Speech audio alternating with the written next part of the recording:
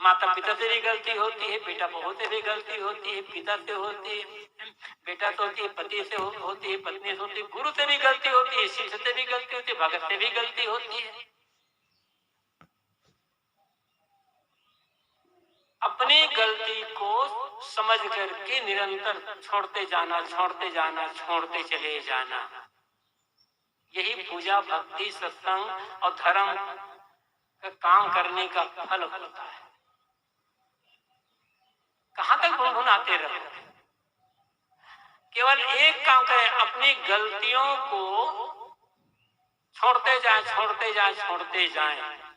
जितनी गलतियां छूटती जाएगी, गुनगुनाना उतना बढ़ता चला जाएगा, प्रसन्नता बढ़ती चली जाएगी, बस सब कुछ सफल हो जाएगा। यही काम हम लोग नहीं करते। ये जिंदगी कब तक चलेगी कहा नहीं जा सकता। ये जीवन का दीपक कब कहां पर बुझ जाएगा कहा नहीं जा सकता, सर्वथा अनिश्चित है। जितना जी चुके हैं वो हम बता सकते हैं कि इतना जीवन हमने जिया, लेकिन आगे कितना जीना होगा कोई गारंटी साथ बता नहीं सकता। लेकिन डरने की बात नहीं है, क्योंकि हमारे हाथ में नहीं है। कब तक जीना होगा ये हमारे हाथ में नहीं है। परहेज करो, संयम करो, सावधानी रखो, खाने पीने, उठने बैठने, चलने फिरने, काम धाम में सब में परहेज, संयम, सावधानी रखो। और हर समय हंसते रहो, भीतर प्रसन्न, निश्चिंत, आनंदित।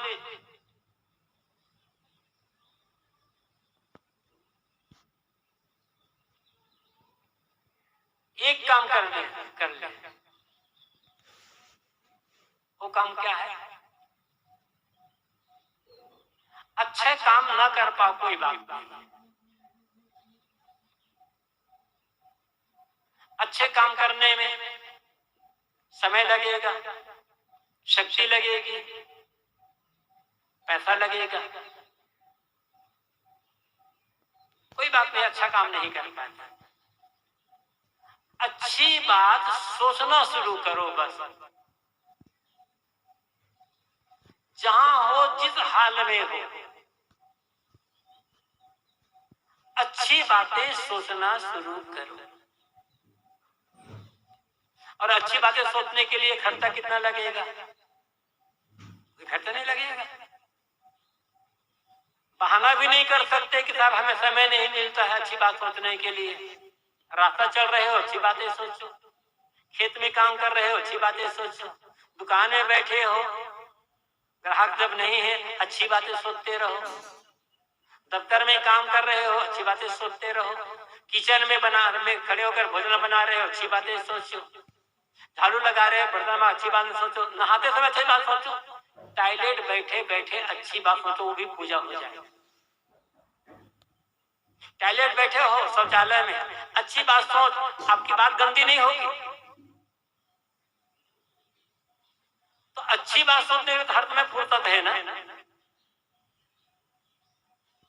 ईमानदारी पूर्वक अपना अपना सब सोचे, ईमानदारी से, किसी को बताने की आवश्यकता नहीं है।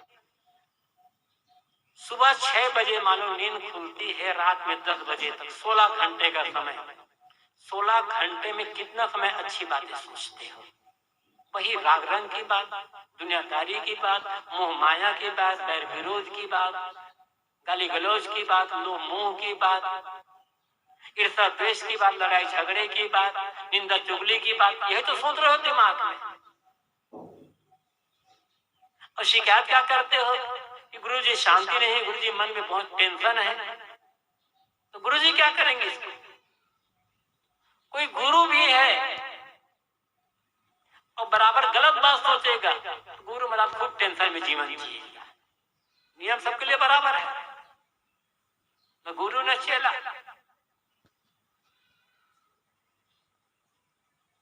तो अच्छी बातें सोचने के लिए पैसा नहीं लगेगा, शक्ति नहीं लगेगी। हर समय तुम्हें समय है निजी स्थितिकरण को कहा गया है। तो निजी स्थिति की बात छोड़ दो, अच्छी बातें सोचना शुरू करो। अच्छी बातें सोचते सोचते जबान से अच्छी बातें निकलना शुरू हो जाएगा और अच्छी बातें सोचते सोचते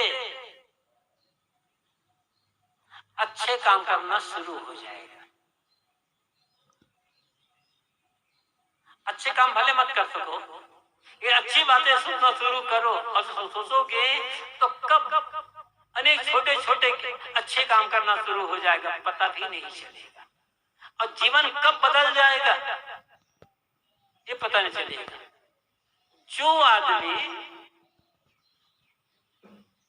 निरंतर अच्छी बातें सोचता है उसके मन में शिकायत नहीं होगी, टेंशन नहीं होगा, दुख नहीं होगा, कोई चिंता नहीं होगी, भय नहीं होगा। जितनी चिंता शिकायत और तनाव है गलत बात सोचने के कारण। हम और आप मनुष्य हैं और कहा गया है कि बड़े भाग्य मानुष तन पावा। किसके लिए कहा गया? एक इसी काम को करने के। जानवर न अच्छी बातें सोचता है न गलत बातें सोचता है। जानवर भूख लगी है, बस जानवर खोजता है कि चारा कहाँ मिलेगा, बस उसे चारे से मतलब है। किसका खेत है, किसकी घास है, किसकी जमीन है, जानवर इससे मतलब नहीं है, क्योंकि जानवर अपना पराया कुछ नहीं जानता। उसे तो केवल पेट भरना है, बस पेट भर गया निश्चिंत। कल क्या खाऊंगा, आज तो खा लिया, हरी हरी घास मिल गई, चुनी भूसा मिल गया, लेकिन कल के लिए क्या होगा कोई चिंता नहीं। जानवर कोई चिंता नहीं, क्यों? जानवर केवल आज में जीता है, अभी वर्तमान में जीता है, क्योंकि जानवर सोच नहीं सकता है। उसके बाद गहराई से सोचने के लिए मन का विकास नहीं है। इसलिए जानवर सदैव वर्तमान में जीता है, और जानवर वर्तमान में जीता है, इसलिए जानवर पागल नहीं होता। आपके घर में गाय बैल भैंस और देखिए होगी बकरी है, ये सब कहाँ पागल होते हैं? क्योंकि वो वर्तमान में जीता है। जो अभी केवल वर्तमान में जिएगा वो कहीं पागल नहीं होगा, कभी कभी टेंशन उसके मन में नहीं होगा, कभी भय नहीं होगा मन में, बड़े आनंद से। काम तो करना ही है, ऐसा नहीं कहा जा रहा है कि आपको काम नहीं करना है, काम तो करना है, काम करो। जहां जैसी आवश्यकता है, जैसी समझ है, जैसी बुद्धि है, जैसी शक्ति है, जैसी योग्यता है, जैसा समय है, जैसा आवश्यक है, वो ढंग से भरपूर काम करो, भरपूर। उसमें कोई ढिलाई मत करो, किंतु जियो वर्तमान में।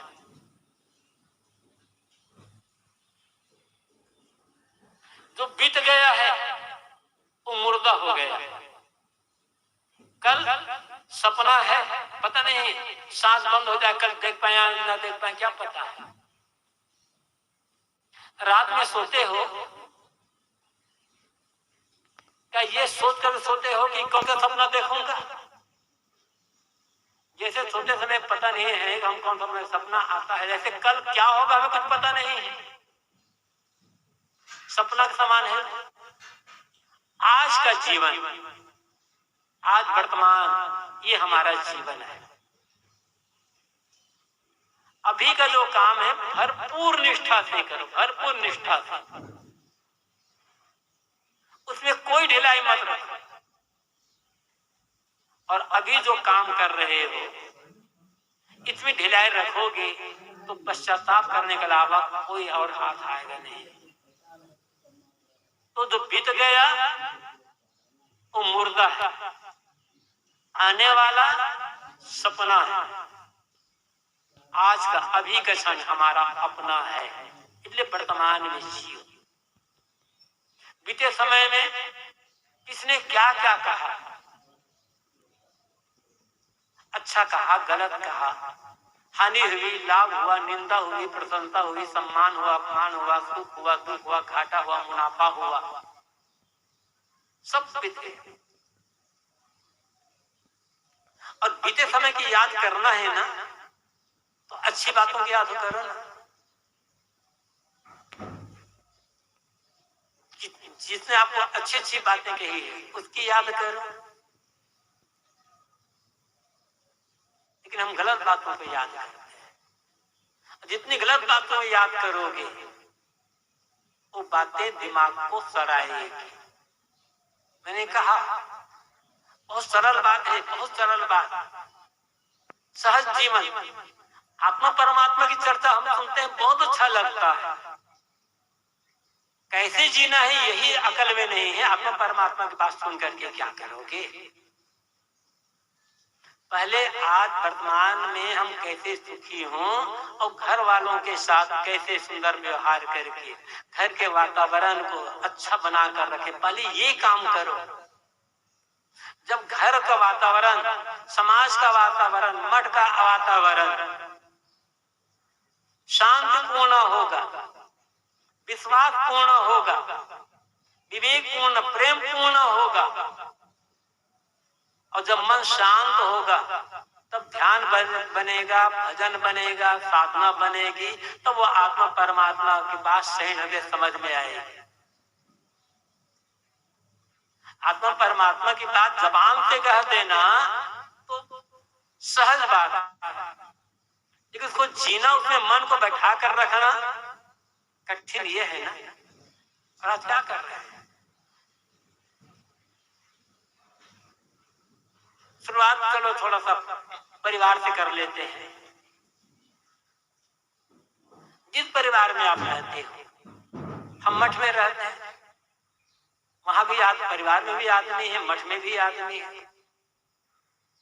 आपके माता पिता ने, आपके बेटा बहू ने, आपके भाई भाभी ने,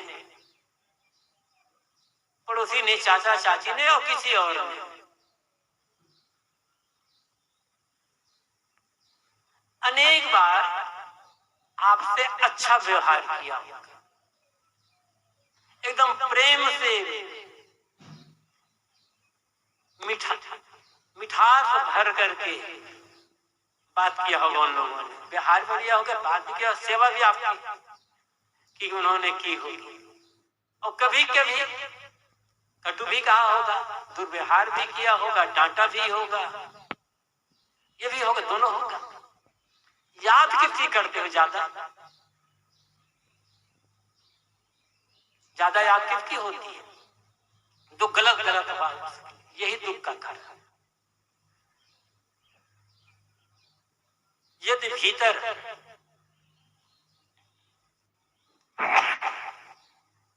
अशांति से बचना चाहते हैं, घर के वातावरण को शांतिपूर्ण रखना चाहते हैं, तो एक काम करना होगा।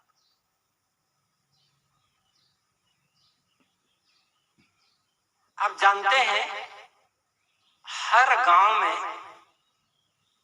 मंदिर होते हैं। कोई गांव ऐसा बचा नहीं होगा जहां कोई मंदिर नहीं होगा। किसी न किसी का मंदिर जरूर होगा।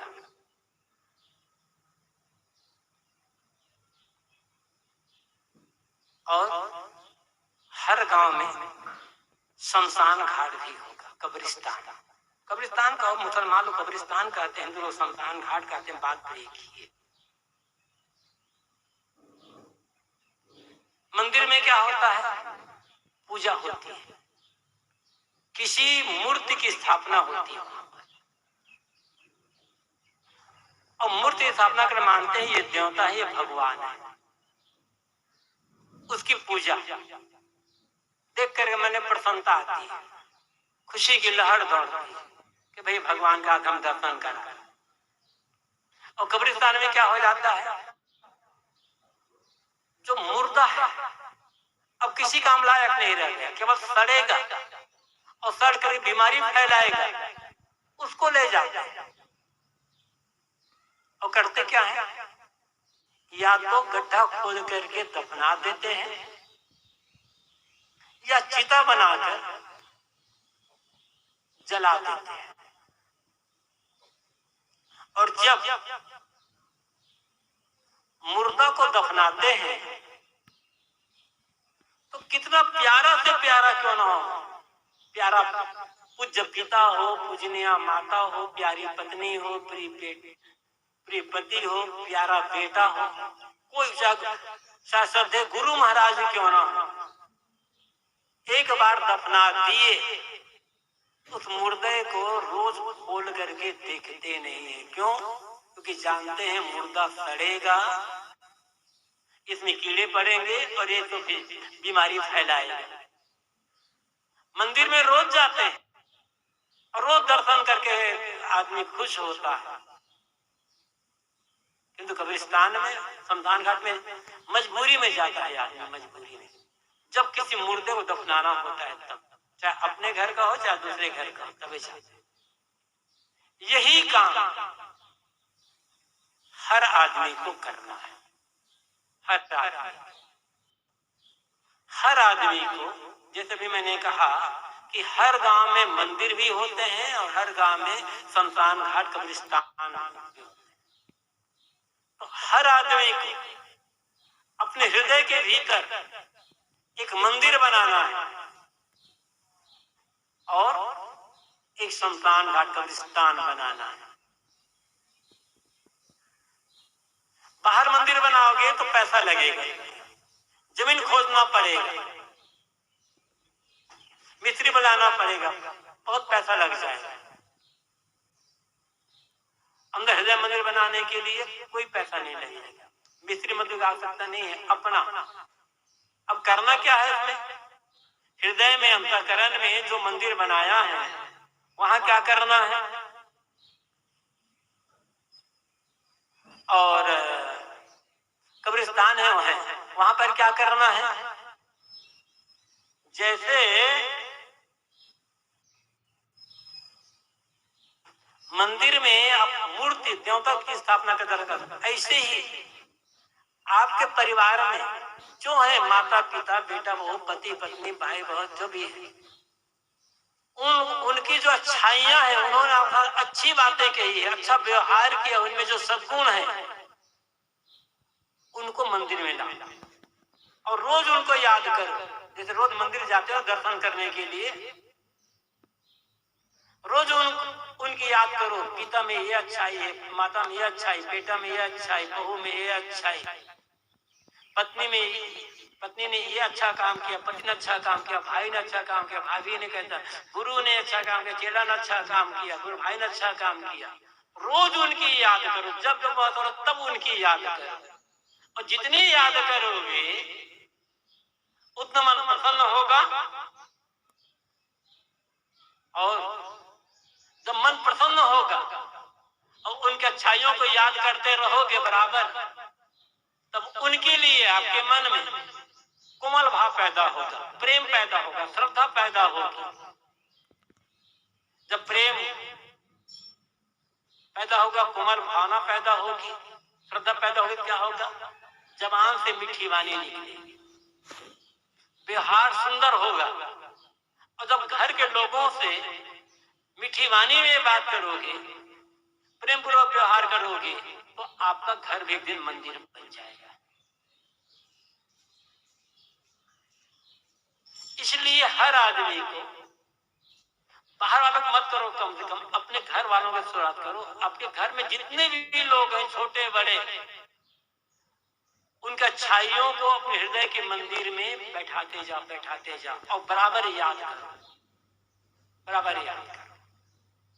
दूसरी तरफ माता पिता, पति पत्नी, बेटा बहू, भाई भाभी, भतीजा या अन्य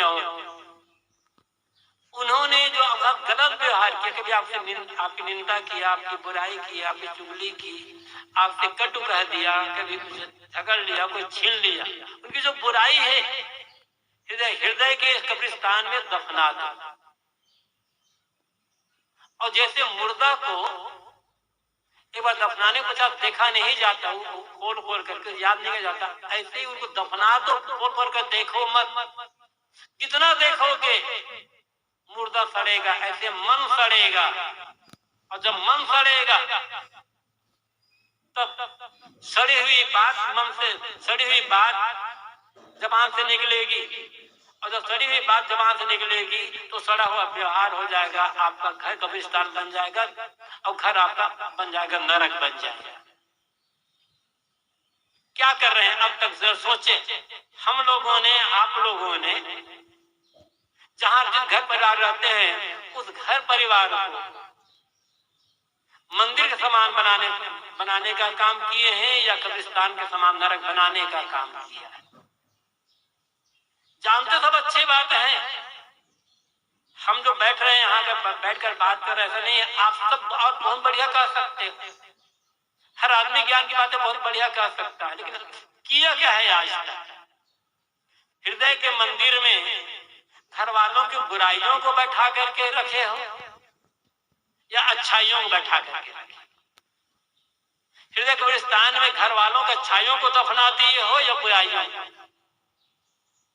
होना ये चाहिए मंदिर में देवता के समान घर वालों के जो अच्छे गुण हैं, अच्छे आदत, अच्छा व्यवहार, उनको बैठाना चाहिए, लेकिन हमने उल्टा कर दिया, उनके दुर्व्यवहार को, दुर्गुणों को बैठा दिया, और रोज उसी को देख रहे हैं। और होना चाहिए था कि हृदय के कब्रिस्तान में घर वालों को दुर्गुण को दफनाना चाहिए था। हमने उनके सदगुण सदाचार को, अच्छे व्यवहार को दफना दिया, उन्हें खोल कर देखते नहीं, इसलिए तो घर नरक बना हुआ, इसलिए तो भुनभुना रहे हो घर में रह के, इसलिए शिकायत में कर रहे हो पड़े हुए, इसलिए तो तनाव में जी रहे हैं। जो दुख है, जो कला है परिवार में, मन में जो पीड़ा है, तनाव है, इसके जिम्मेदार दूसरा कोई नहीं है, हर आदमी स्वयं अपना है।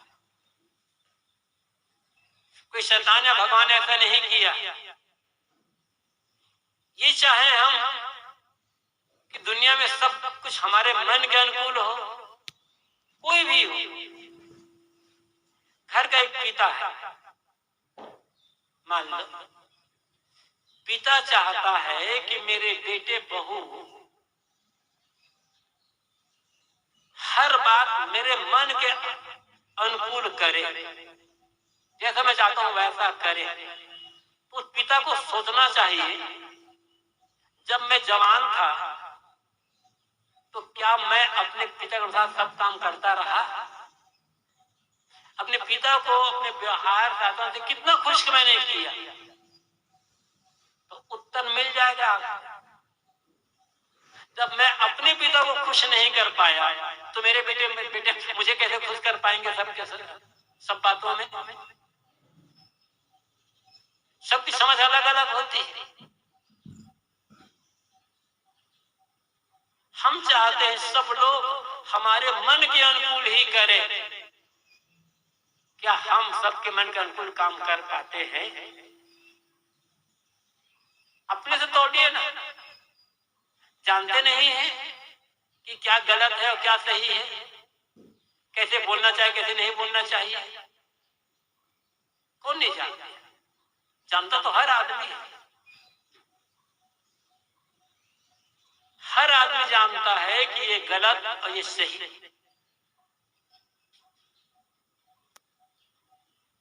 जितना जानते हैं गलत उतने को छोड़ दो बस, और जितना जानते हो सही उतने का आचरण कर लो। आगे का रास्ता अपने आप खुलता और दिखता चला जाएगा।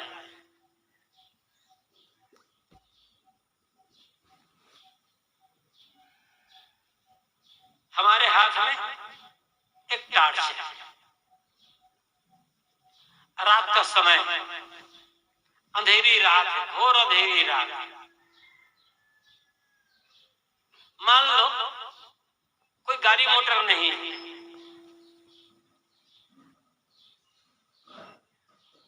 कुछ भी नहीं, मुझे यहाँ से जाना है रेलवे स्टेशन और जाना है पैदल, हाथ में टार्च का प्रकाश जा रहा है 20 फीट दूर तक। अब मैं कहता हूँ स्टेशन तो यहाँ से 4 किलोमीटर दूर है, मेरे हाथ में जो टार्च है उसका प्रकाश तो 20 फीट तक ही जा रहा है, तो 20 फीट प्रकाश में मैं 4 किलोमीटर की यात्रा कैसे करूंगा? मैं कहूँ नहीं, मुझे स्टेशन को यहाँ से दिखलाओ, जब यहाँ से देख लूंगा स्टेशन तभी मैं चलूंगा। क्या संभव है? यहाँ वहां तक पहले प्रकाश कर दो, संभव है? 20 फीट हाथ में टार्च 20 फीट है, प्रकाश 20 फीट आगे बढ़ता चला जाएगा, वो 20 फीट के प्रकाश में हम स्टेशन तक पहुंच जाएंगे। ऐसे जितना जानते हैं, कम जानते हैं तो ज्यादा जानते हैं तो, जितना जानते हैं उतने का जीवन में आचरण करें। जितना जानते हैं गलत उतने को छोड़ दें, जितना जानते हैं सही उतने को कर लें, बस पर्याप्त तो हो जाएगा इतना।